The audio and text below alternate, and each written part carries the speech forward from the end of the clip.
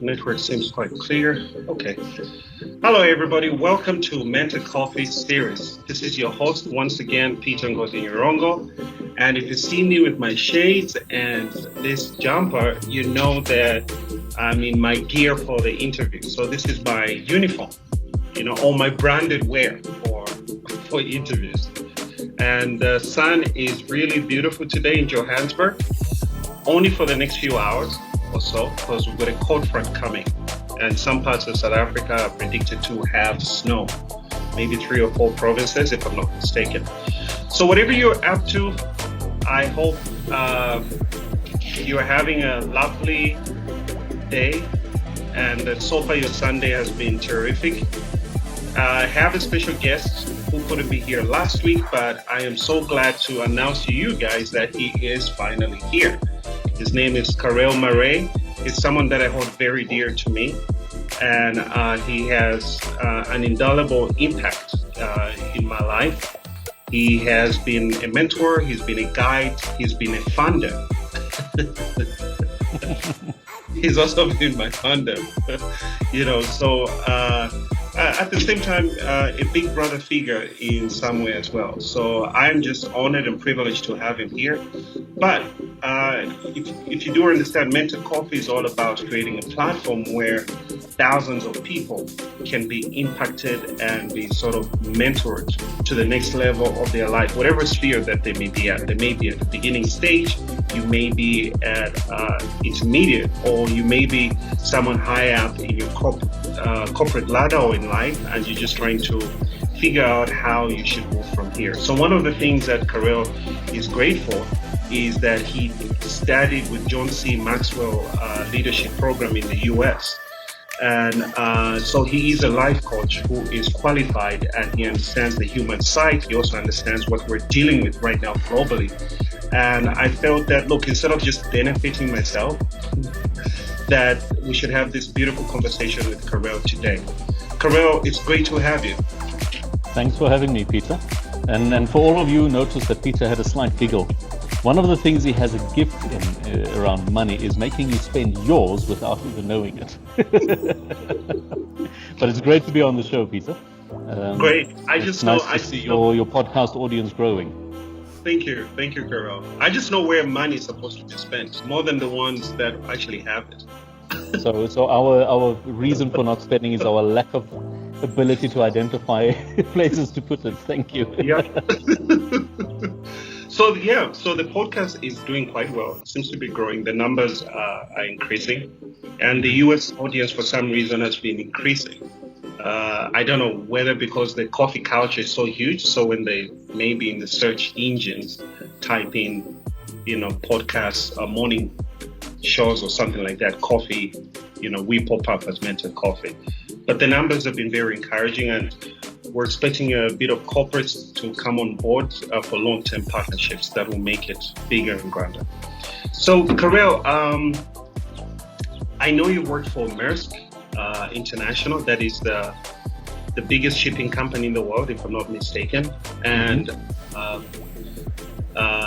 in how many countries did you work? Oh dear, well, with Maersk I was in South Africa, Uganda, and Zambia as bases. And then from there I worked with, in Uganda, Rwanda, Burundi, and Eastern DRC. And fortunately or unfortunately spent some time in many of those areas as well. Some are more fun than others. And then of course I left Maersk when I was in Zambia. And then joined another company, and from there headed down to Mozambique, and then back to Zambia again. So Zambia is really my home. Great. In your view, in your years of Merck, you were heading literally the entire team sometimes in the country. What was it like being a leader then, heading an entire country unit? And how has that progressed to what you are as being a leader now? Oh, you really have to start with the easy questions. Um, I to put it in perspective, Peter, when I started at Maersk, I of course had to start at the bottom and work my way up. When I joined them in '96, I was a simple document clerk.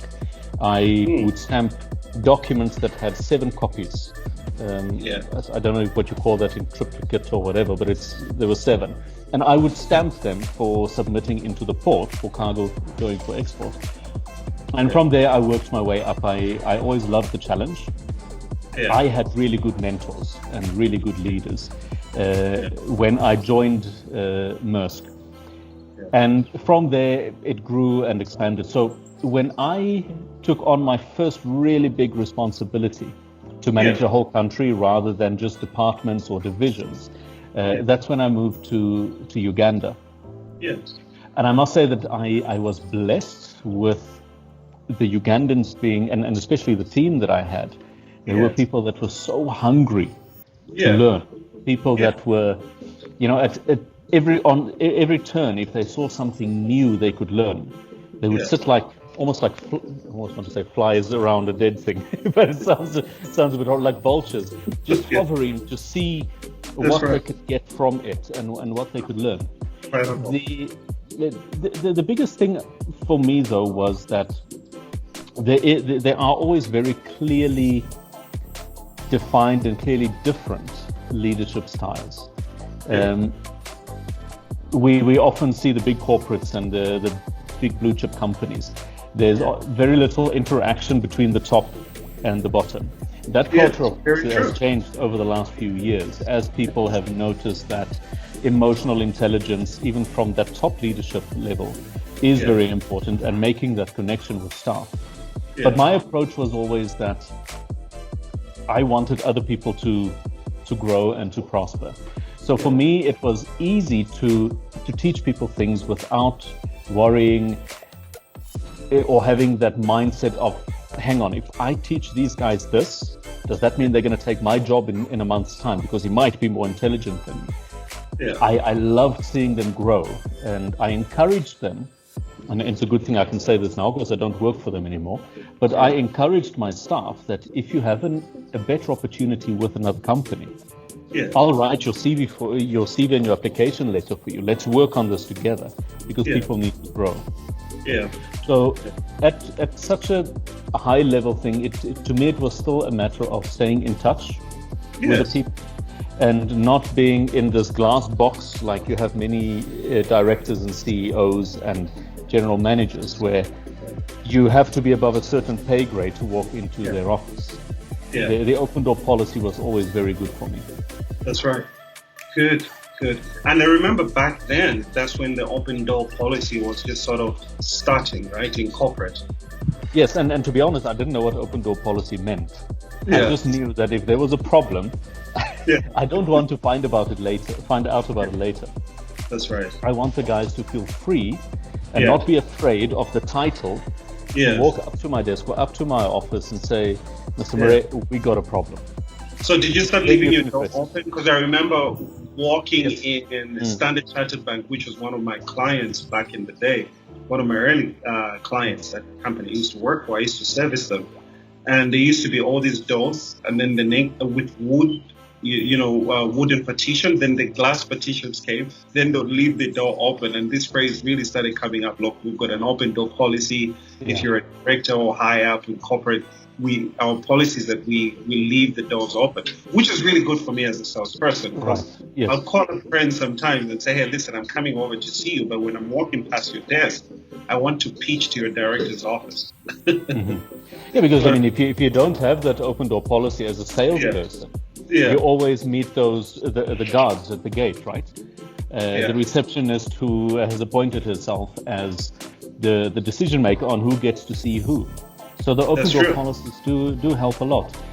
Yeah. I believe that, especially when you're in an operational environment or where there's a lot of interaction between staff to get the Yeah. job done, you Yeah. remove the walls completely. Yeah. Even as a general manager, maybe not as a director, Yeah. unless you have a private space where you can have meetings, you Yeah. remove the walls completely. People need to see you. You need to see the people. Yeah. I used to enjoy watching someone, and not in a weird way, seeing a staff member working, and you could see by the expression on their face and their body language that they've run into a wall and they are stuck. Yeah. And the difference it makes to just be able to get up, Yeah. go stand behind them and say, Thompson, what's the problem? How can I help? You look stuck. The fact that often, especially in some cultures, people are not conditioned to go and ask for help. Yeah. They're afraid that if they go and ask for help, they are seen as stupid or incompetent or weak. Right? So by you taking that first step, you show them that, hang on, this guy didn't come and smack me on the back of the head. He came and said, can I help you? And that, to me, through the years that I was there and through my whole career, that policy and that approach made me very approachable. So what I pick, Karel, is that through and through, there has been, whether it was intentional or unintentional, but you were sort of prepared to, at almost every stage, that, look, I'm a leader. And I may not necessarily be in the highest office, but I'm a leader. I can actually tell that is part of who you are. And you've developed that over the years. And so now you were working for Maersk, and then eventually you moved on to another company, Mozambique, finally came down to South Africa, and then you went to the US to study with John C. Maxwell as a leadership coach. What has been the difference in terms of how you perceive leadership now? You know, from when you're in corporate and now that you're running your own entities. I think in corporate we are often not taught really, but you are given a hierarchy of the organization, who belongs where and who reports to where, and by default we tie positions with leadership titles or with leaders. But going through the John Maxwell training, you very quickly realize, and then looking back and reflecting, I could see that in my life and in the life of others, is you don't need a title or a big office or a bigger block than the rest on a organogram to be the leader. You have to lead from wherever you are. And that could, you know, someone could be a leader on the street. You could be walking on the street, you could see something, and you can make a difference. Anywhere where you have influence over somebody, that is leadership displayed, right? So if you can influence guys on the side of the road, if you can influence kids on a sports field or somewhere, you become a leader in your home. If you have influence in your home, you are the leader. Excellent. In case you're joining us right now, you are watching and listening to Mentor Coffee series. This is your host, Peter Ngozi-Nyirongo, and I've got a special guest here with me. It's Karel Mare. In terms of mentorship, you know, sometimes it is difficult for someone to have someone that is sort of above you and you report to, because you almost feel I'm developing a subservient relationship with the next person. You know, in your view, in terms of leadership, I mean, the impact that you've made with people over the years, how important is the conversation of mentorship? Within the corporate environment? I mean, just generally in life, but usually we almost view it like it's more pronounced and much more important when you're in a corporate environment. But outside those circles, for some reason, we feel, look, I can almost get by on my own. Right. I think what we need to, it's not that you need to differentiate, but in my view, anybody who has anything to achieve in life, whether that is a young woman wanting to be a good mother, Yeah. or a young guy leaving school that wants to that wants to play rugby for the Springboks Yeah. or be a millionaire one day. Everybody needs a mentor. Yeah. To accept a mentor or to receive mentorship from somebody, there needs to be a level of humility. Yeah. We've seen, and both of us have come across people in our careers that know everything. Yeah. You cannot tell them how to do anything. Even you as a sales guy, you will walk into someone's office and want to sell a product or a service to them, but they will tell you more about your product, presumably, than you would know. Yeah. And when you find somebody like that, mentoring them is very difficult, and they will very seldom go to look for a mentor. Yeah. But what makes people so successful when they do have a mentor is you don't have to learn everything from scratch. Yeah. One of my mentors and my former bosses, a Danish guy, he used to say, and it's a Danish expression which equates sort of to don't reinvent the wheel, but Maersk is Danish, by the way, is it? Yes, yeah. So Maersk was Danish. I was with them for 10 years, and then the company I joined after that was also a Danish-owned company, which I was with for 10 years as well, which was fun. So I'm almost Danish. Yeah. But he used to say, don't reinvent the deep plate, which is kind of the same as don't reinvent the wheel. If someone has gone before you, because you're definitely not the first one to want to be a Springbok rugby player, as an example. There have been hundreds that have gone before you. They've learned the hard way, the do's and the don'ts, the pitfalls, the parts where you can get quick results on your road to success. Yeah. And a mentor is not there to tell you what to do. He's only there to help you see that there is a better way to do it. You always have to make the decision by yourself. Yeah. If a mentor says you must do this and you do that, then he's your boss, not a mentor. So there has to be a distinction between that. That's right. But your mentor can be your boss. If he's a good leader, he can lead you and mentor you without being bossy. Yeah. Brilliant. Excellent. And, I love to have my conversations here unscripted, so I'm speaking off the cuff. What comes to mind right now is COVID-19. I mean, the whole world right now is in disarray. People are in distress. People's jobs are on the line. They're thinking, how will I take care of my family? And some of them, their statuses are always tied to, let's say, their day-to-day work, which now seems inevitable that they are likely to lose it. Right. So there's distress.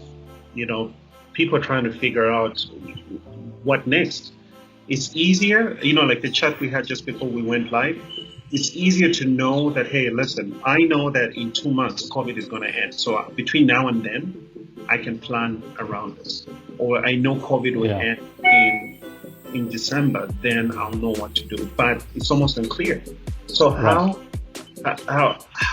does one, on a day-to-day basis, have the right mindset in terms of being a leader, and then also leading the people close to you, so it could be in the family and all of that. How do you navigate through this? Yeah, the first thing I would say, during this time, because no one really knows what's going to happen, and it doesn't matter whether you think it's justified or not. The reality is we are affected by this. Yeah. And the regulations as they are put in place now is really dictating the way that we move forward.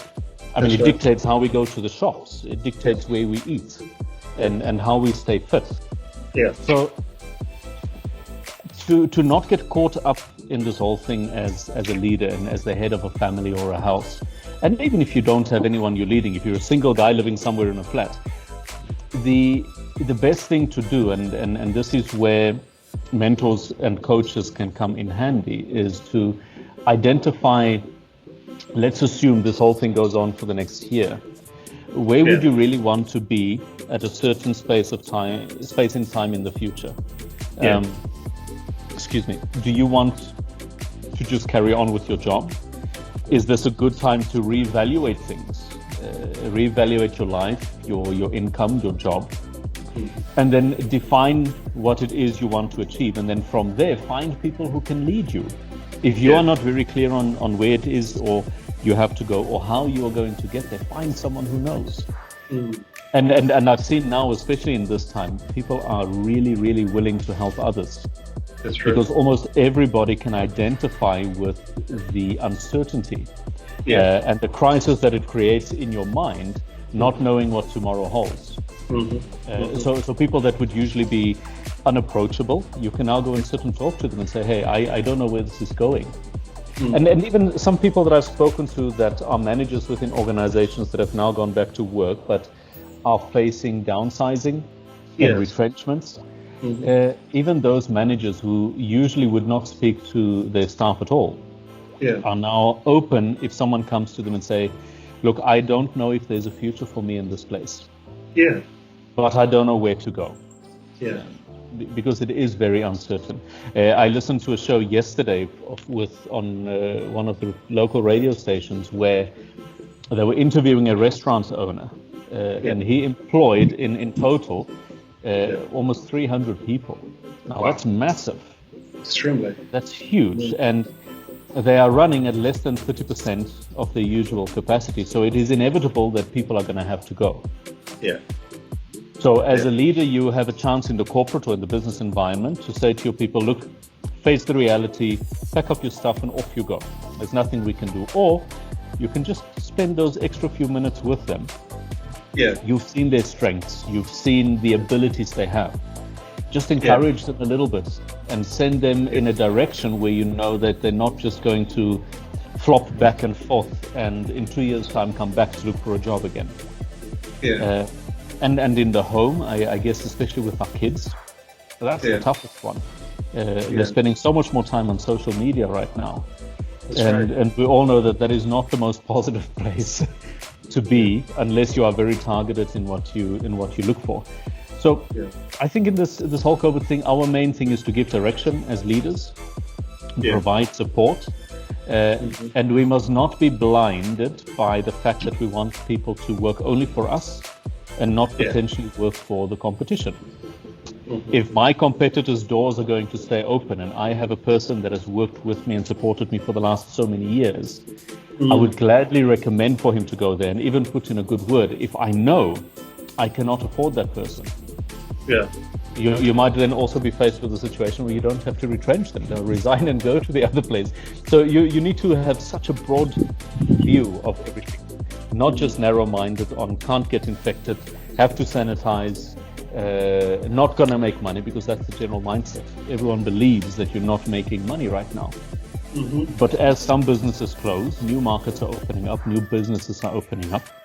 So every business that is closed, there's now a gap in the market that someone can fill. So for me, it's just stay positive and look for the opportunities that is created from this on a personal, individual level. And because you're talking about mentorship and we're on Mentored Coffee, find a mentor. Find someone who has had to leave their job and find something else during this time. And it's not so difficult. You go on Facebook in one of the millions of groups that are there. Hey guys, I'm struggling with this. Who can advise? That's right. And then just make sure you speak to a mentor or someone who actually has the experience. Not a guy that's been unemployed for 15 years and now he wants to make his voice relevant. Find a mentor in the area of your expertise. Good. Karel, this has been really great. It's been really insightful. I really, really appreciate it on behalf of the listeners and the viewers out there. So what would perhaps do is drop your details. I'll make sure I drop your details. And that's the details of your leadership company and all those that needing a mentor like you, I'm sure a lot of single ladies out there Aha. would be happy to also reach out. You know, the Sorry, picture, single ladies, I'm spoken for.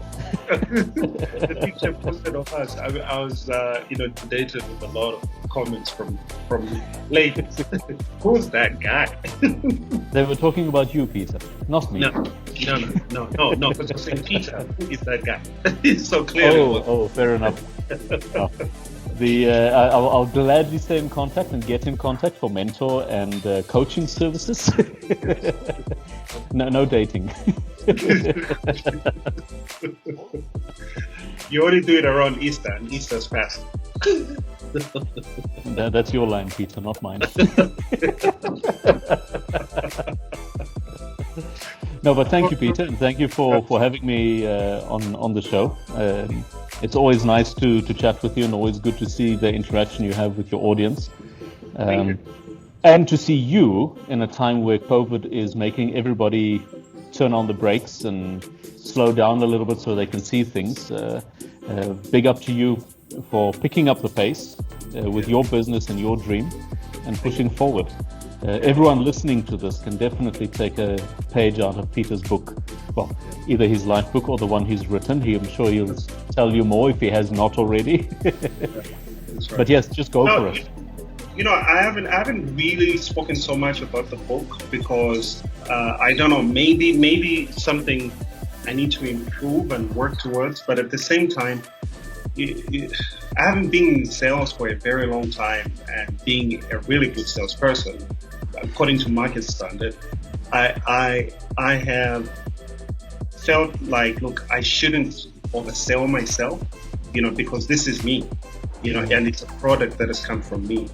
So I've sort of put it out there, and if you feel you want to get it, go ahead and grab a copy. And for some reason, the response has been far much more than we anticipated, So I'm just sort of letting it have its own life.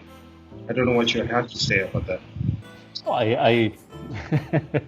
I think it's a modest approach, Peter. The book is good. It's insightful. It's a very, very easy read. And I do think right now, when people are looking for solutions, they're not necessarily looking to spend money. Yeah. So if they listen to you and then find that, yes, there's some value in what the guy says, then they'll go and buy the book. Being inundated with promos on Facebook and buy this and buy this, we're all tired of it. That's right. It's been the biggest irritation for me during this time. Is whenever you open your email, your Facebook, even LinkedIn, everywhere somebody is trying to sell you something.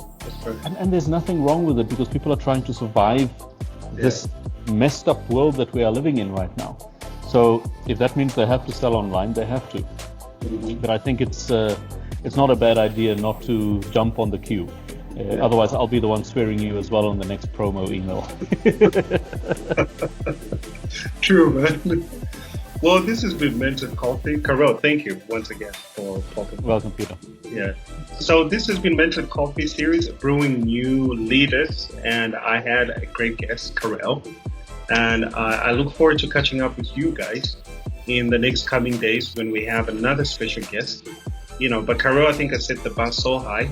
I think I should have brought him at the end, which is like 365 days now. Because everybody will be using him as the measuring yardstick, You're insulting all your future guests. I have to apologize to them when I'm speaking to them and say, hey, you know what? I had to say that to impress Karel. But you're the real deal, right? That's why you're coming on after him. Thanks for that, Peter. I appreciate it. Thanks, guys, for tuning in. We'll catch up soon, and I look forward to seeing you soon. You take care of yourself, and remember, stay positive and keep being inspired. And like Karel said, look out for mentors. Go online on different social media groupings. You'll find different types of groups. Just search even mentorship out there. Better still, you can go to our website, www.mentorcoffee.com, and right below the website, there is an email provision.